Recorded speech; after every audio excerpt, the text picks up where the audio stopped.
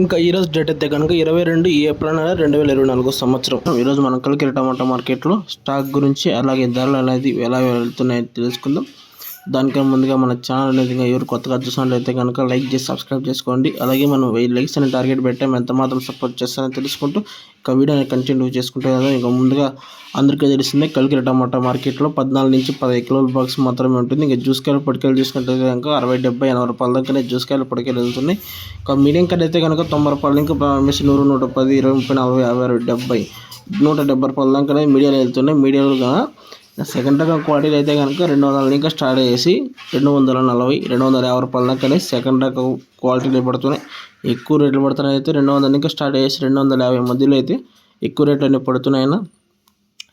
ఇంకా top rate చూసుకున్నట్లయితే కనుక కలికిరి టమాటా మార్కెట్లో 280 రూపాయలు అనేది టాప్ రేట్ జరిగిందన్న.